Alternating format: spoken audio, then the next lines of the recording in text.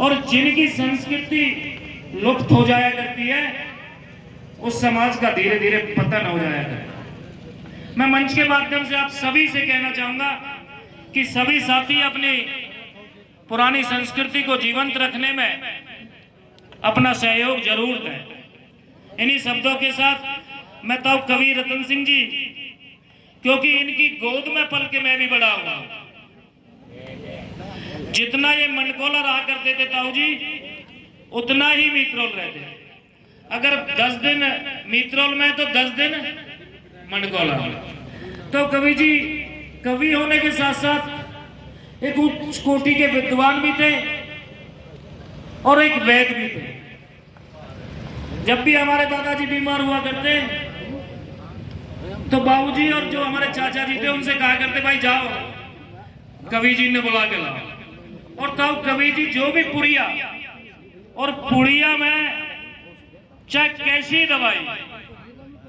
जब भी ताऊ कवि जी अपने हाथ से दे दे तो हमारे दादाजी उसी समय ठीक हो जाया करे। उनका मामा भांजे का जो नाता था उससे अलग हटके एक डॉक्टर और वैद्य का भी, डॉक्टर और रोगी का जो नाता था वो बहुत ही अटूट था। तब कवि जी ने एक बार, जब मैं लगभग 32-33 वर्ष पहले,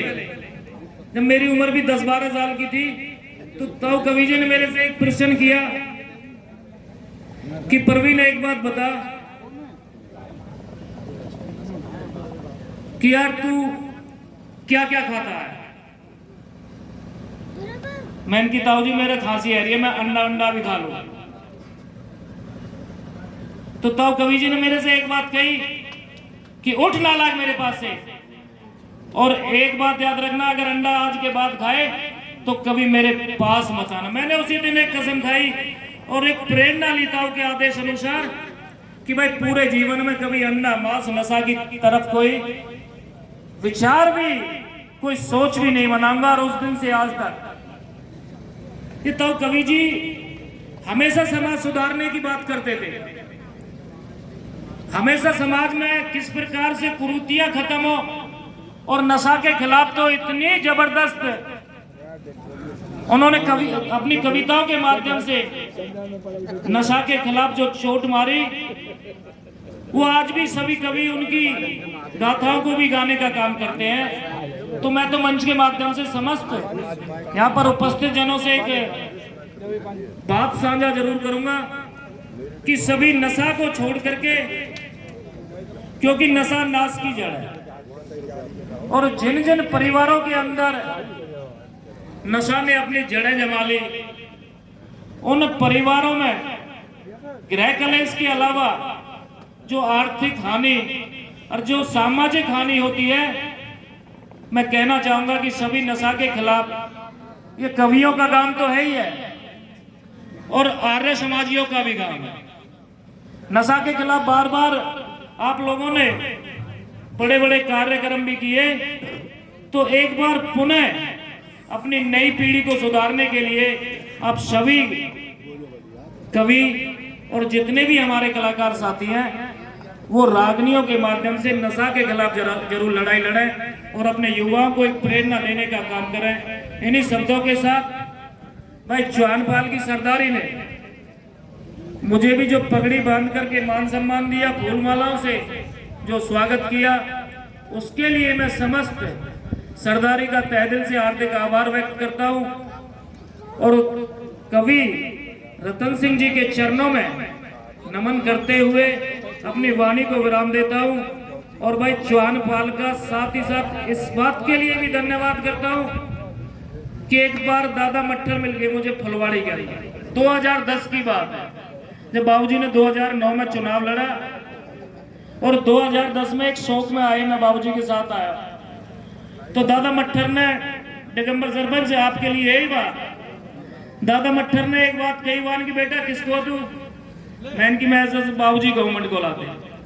वान की बेटा तू डोल तो रही जो एक दिन एमएलए बन जाएगा। तो भाई मैं तो धन्यवाद करूं चौहानपाल की सरदारी का